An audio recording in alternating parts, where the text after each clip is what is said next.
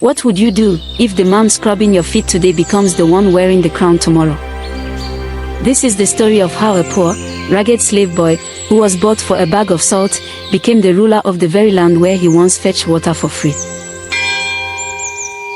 In the dusty village of Okuta, the market buzzed with traders shouting over the smell of roasted maize.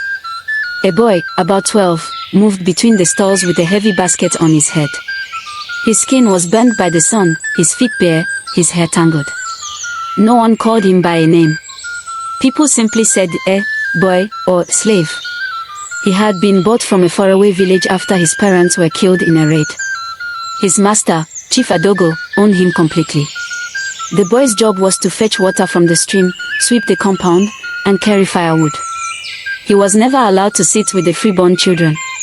One evening, while the chief's elder son was playing the talking drum, the boy was sweeping nearby. The son got tired and tossed the drum aside.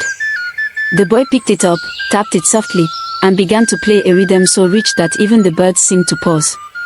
Unknown to anyone, he had learned drumming from his father before tragedy struck.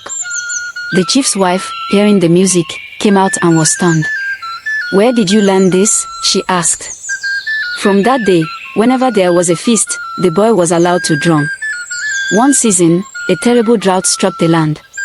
Crops dried, streams shrunk, and the people grew restless. The elders believed the gods were angry. The only way to calm them, they said, was to perform the festival of the rain, a sacred celebration where the drums must speak perfectly to the heavens.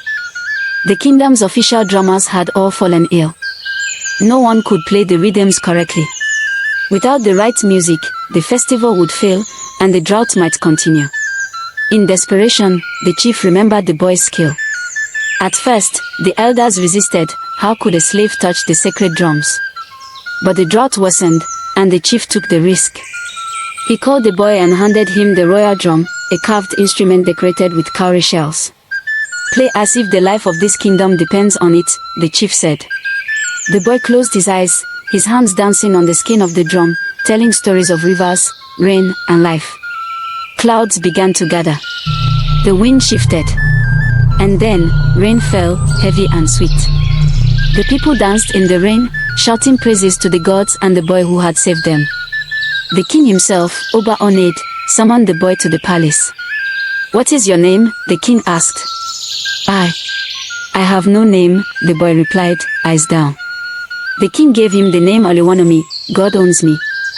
He declared that from that day forward, the boy was free. Freed, Oluwanomi stayed close to the palace. His wisdom and humility caught the king's attention. Whenever disputes arose in the court, the king asked for Oluwanomi's opinion. His words were always fair and calm. Soon, the king made him a royal advisor, a position no former slave had ever held. Years passed. The king grew old and had no surviving sons. Before his death, he called the elders and said, "The crown should rest on the head of the one who can guide the people with a pure heart. My choice is Oluwanomi." The elders murmured, "A slave on the throne." But the people loved him, and they cheered the decision. On the day of coronation, the same boy who once fetched water barefoot walked into the great hall dressed in white, with gold beads around his neck. The crown was placed on his head, and the drums sang for him, the same drums he had once played to call the rain. From that day, he ruled with kindness, never forgetting the days he slept on the floor and ate scraps. Elders in Okuta still tell the story.